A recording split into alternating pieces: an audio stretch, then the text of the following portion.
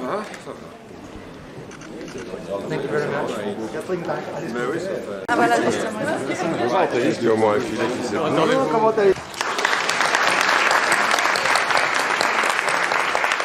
Hosting the Kyiv Investment Forum. Since the start of Russia's war of aggression, over 60,000 Ukrainians have received their European temporary protection in this city.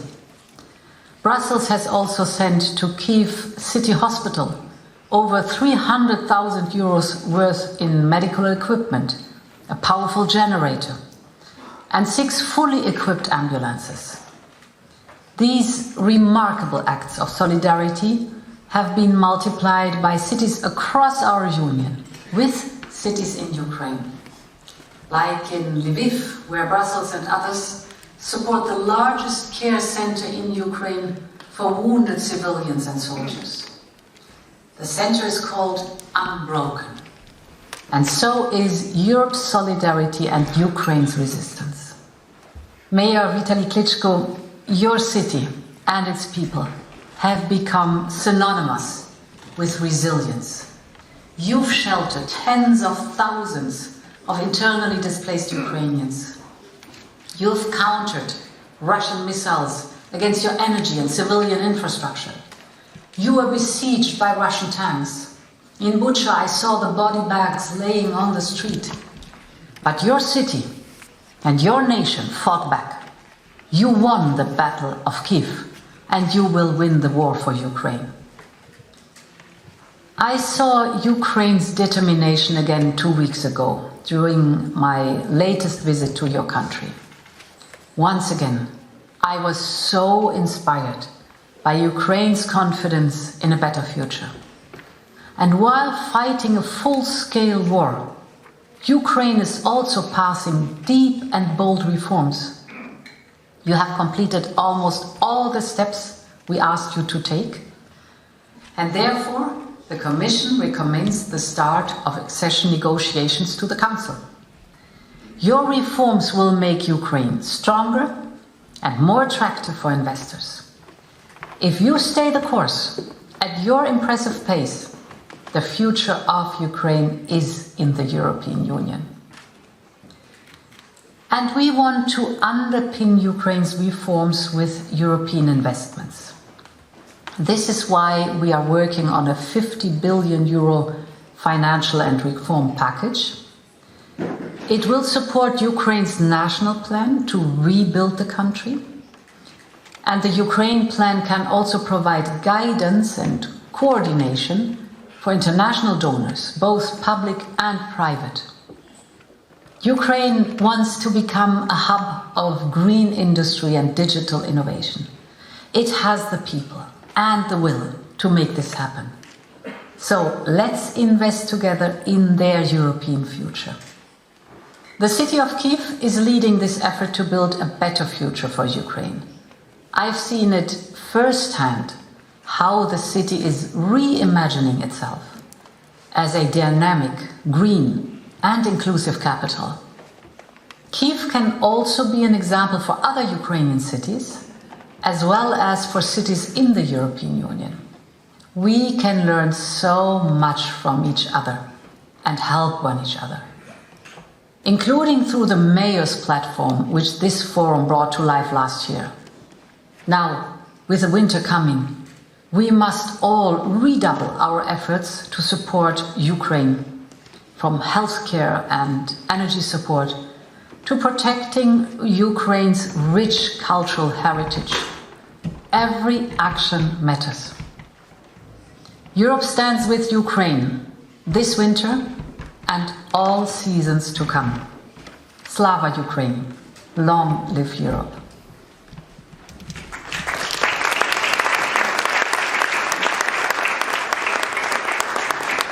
As you know, the European Union is working around the clock with international partners to ensure that Russia will bear the consequence of its violence, of international law violations. Is an important element that we have stressed, and so it's very important that Russia pay for the compensation of damage caused by the Russian aggression and pay for the reconstruction of Ukraine. This includes paying reparations in order to compensate for the damage suffered by the victims of Russia's war of aggression. In order to achieve this goal, the European Union and the Member States have continued to express support for setting up a dedicated mechanism that would record damage suffered by the Ukrainian people. To this end, a register of damage has recently started its operations under the auspice of the Council of Europe. The register brings together a coalition of more than 40 states in setting an essential first step towards the establishment of a future compensation mechanism. It is essential that more states join the register in order to ensure that it is clear that illegal actions of Russia are of concern to the international community as a whole. Since the invasion, the European Union has adopted 11 packages of sanctions against Russia, with the next one already in preparation. By ensuring effective enforcement of all sanctions, the European Union has managed to freeze more than 28 billion euros of Russian assets, private assets, in the EU, and immobilize more than 200 billion euro of Russian sovereign assets in the EU. Last year, the Commission proposed a directive to harmonize the definition of and criminal penalties for the violation of sanctions. This instrument is linked to another proposal tabled by the Commission last year, aimed at enhancing EU rules on confiscation of assets. Once the two proposals are adopted, and we trust this will happen by the end of this year, the system of restrictive measures will be much more efficient and effective across the European Union. In principle, these confiscated assets could then be used for the benefit of Ukraine. Second, the European Union is exploring possible ways to temporarily make use of frozen and immobilized assets to finance Ukraine's reconstruction. In the long run, we are also ready to explore further measures to organize the same kind of process that could link the lifting of the restrictive measures, including the mobilization of the Russian central bank's assets, to the full reparation of damage caused by Russia. It's a real honor to address you today at the Kyiv Investment Forum. And by the way, it's hard to believe that almost a year has passed since the last edition of this event. Hard to believe also that Russia is continuing its aggression against Ukraine. Hard to believe that Ukrainians are going through another winter under the continuous attacks by Russia, which does not hesitate to target the country's vital infrastructure to undermine the morale of the population. Reconstruction is much more than rebuilding what has been destroyed. This is something we know very well in Belgium, by the way. It is at the center of the Ukraine plan, the plan of reforms and investment that is currently being designed and which will be supported by the European Union through the Future of Ukraine facility. And we expect to start the work in the implementation of this during our presidency of the EU Council in the first semester of 2024. Next to our military support, Belgium has so far allocated more than 136 million euro in civilian support to Ukraine since the beginning of the war. With these funds, we have been involved in several projects, already tackling the issue of resilience and reconstruction, for instance, hospitals located on the front line, water pipes, sanitary facilities, and heating system, especially in schools. And we are also active in the area of demining, which will be a prerequisite for any viable reconstruction efforts. A new Ukraine funds of 1.6 billion euros will ensure that our support remains strong in the future for the purchase of military equipment as well as for the financing of humanitarian aid and of the reconstruction of the most affected regions. To conclude, let me tell you that I'm confident that Ukraine will successfully bridge its past with its future thanks to its reconstruction. I already look forward to visiting the rebuilt cities of Ukraine, and I'm eager to see what your visions of a revived Greater Kyiv region will look like, with hopefully some Belgian touches of Belgitude, as we say in French, as there were once in the city of Lysychansk. Slavia Ukraine, long life to Ukraine. I thank you very much.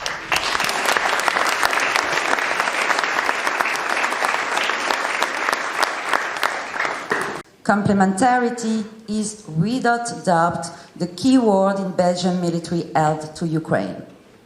When we help the Ukrainians to defend themselves, it is always in complementarity with what our partners and allies are doing. That's what European defense is all about. If we want to be stronger together to protect ourselves, we need to invest in a fair and balanced way. With regard to the aid we have provided to Ukraine since the beginning of the conflict, I would like to reaffirm our support at the political, humanitarian and military levels. Belgian defense's men, the nation efforts at the moment are focused on the delivery of armored personnel carriers, ground-to-air missiles for better defense against air threats, particularly drones, light weapons and ammunition for assault rifles, combat uniforms and equipment for crossing Russian lines on the Eastern Front. On the medical and humanitarian front, we welcomed 5 Ukrainian servicemen to the Queen Astrid Hospital, where they were able to undergo treatment following severe burns sustained during fighting. We are currently preparing to admit a second group of wounded. In addition, under the aegis of the International Criminal Court, a detachment of the Belgian military police is currently conducting forensic investigations into war crimes in Ukraine until the end of November. As far as training the Ukrainian army is concerned, Belgian defense is actively participating in the European Human Mission. Several training activities are still underway this autumn, including mine clearance training, infantry soldier training, light anti-tank training and medical training. In all areas of cooperation, Belgium is always trying to distinguish itself by the added value it can bring, in addition to other partner contributions, to strengthen the current capabilities of the Ukrainian army and modernize it to enable it to defend itself in the longer term. For example, in collaboration with the Netherlands, Belgium is currently offering training courses in maritime demining. The aim is to help Ukraine so that they can develop a naval mine hunting capability and ultimately to deliver mine hunters. Belgium is also fully committed to the F-16 coalition by supporting the operationalization of the training center in Denmark. A training program is underway with the requalification of former F-16 pilots and mission planners who will serve as instructors.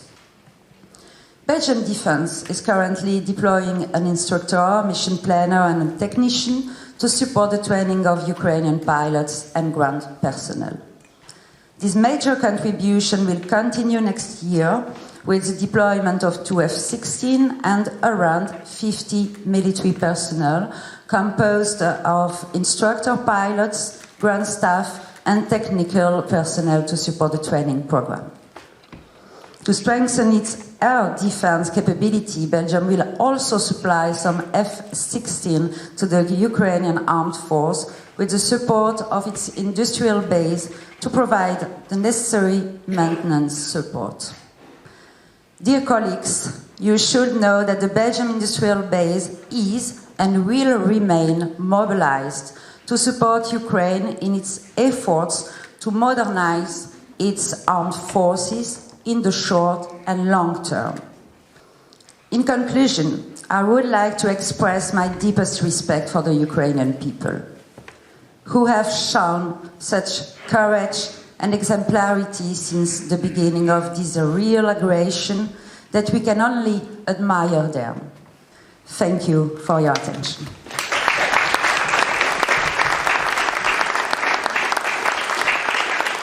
Only a few days ago, I think it was on the 11th of November, there was a ballistic missile that was fired on Kyiv, and it was the first attack on the capital since 1 month and a half. And I think winter is coming. There's still the threat of new attacks, new Russian attacks on the energy infrastructure. And it goes without saying that Ukraine still needs ours, Belgium, and the international support. Brussels, the city, the region, its people, its companies are already great friends of Kiev. And let us use this gathering to strengthen this collaboration and to rebuild Kyiv and Ukraine. Slava Ukraine. Thank you. Exactly 631 days have passed since Ukraine has been invaded, changing the geopolitical reality we are living in. Almost 2 years since Ukrainian people have started their fight for the right to live in freedom, democracy, and a European family where they belong to. Our goal was and remains to help our Ukrainian partners to resist this aggression and provide them with support required to deal with the devastating consequences of this ongoing aggression. I am happy that the city of Brussels created a platform for the Kyiv Investment Forum. We created this as we were convinced we could offer the capital of Ukraine a platform at the heart of Europe to invite leaders of opinion and decision makers to elaborate its new concept vision, where the big city goes, what will be its direction, how not to lose the path under war circumstances and daily bombardments. We are perfectly aware of the gravity of the situation in Ukraine. All this time, Belgium and many countries and many cities of the world are helping it to approach the victory. That is why our forum has to be about tomorrow, not only the present. It's about the future of Kyiv, about how to have this future for Kyiv, for Ukraine, and for us. City-to-city cooperation, as we talk with my friends of the Île-de-France, is the key element of the global European and international assistance to Ukraine. Because this type of interaction is always targeted, socially oriented and concrete. Kyiv became not only the largest hosting hub for thousands of Ukrainian entirely displaced persons who fled the war by seeking of safe shelter.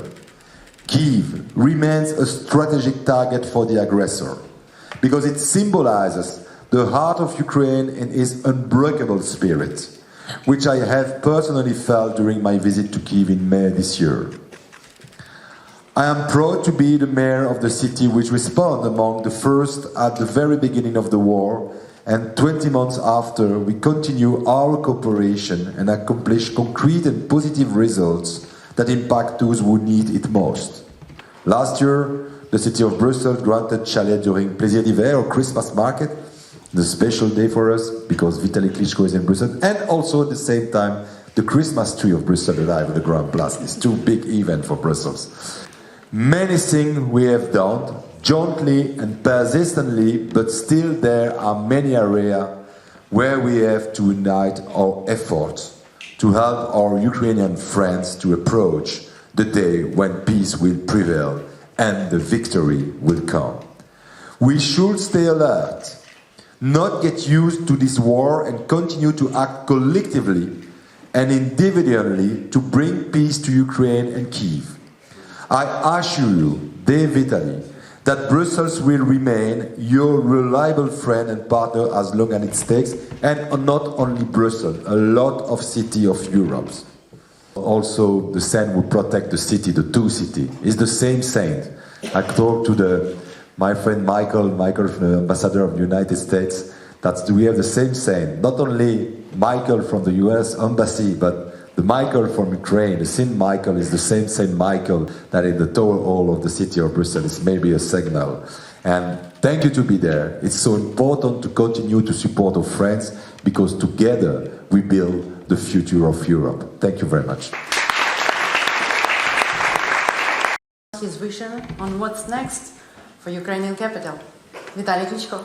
Last year, just a couple of days before the forum, I cancelled my trip to Kyiv Investment Forum in Brussels because my citizens do not understand when Russian missiles and kamikaze drones destroyed the city, people died in the city in the fire. And that's why, sorry, I cancelled. I know you was very upset, but I hope you understand.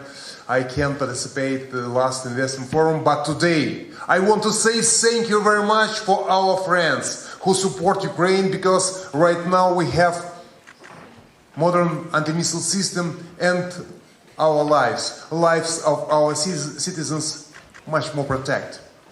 And I have a chance to be here in Brussels. We Ukrainians want to be the part of European family.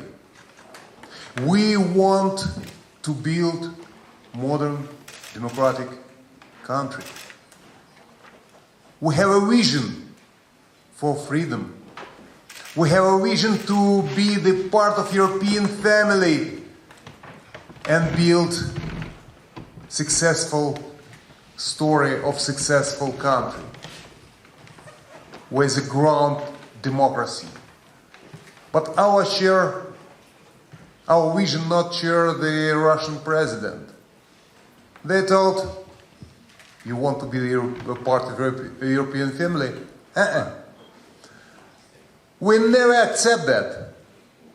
You Ukrainians always was a part of Russian Empire. As a reason of the war. We're fighting right now for our future. We're defending our homes and our chance to build democracy in Ukraine. And right now in Ukraine, from Ukraine depend not just future of Ukraine, a future of Europe. Because the Russian Federation, Putin destroyed all European, all world laws. What happens in Ukraine? It's not a special operation. What happens in Ukraine is not the war.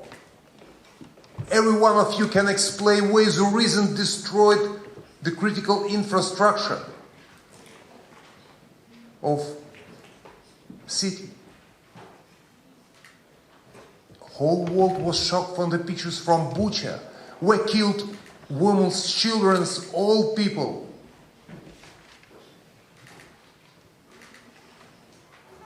Where is the reason to let people last winter freezing without heating, electricity, water?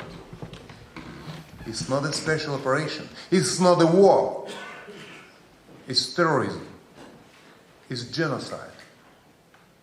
Our spirit is strong, but we need the help. And without your help, without your assistance, it will be very difficult to survive.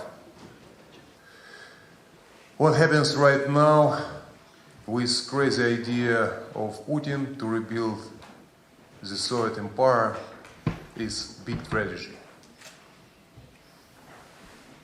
Almost 9 million people right now outside of the country, and we want to say thank you very much for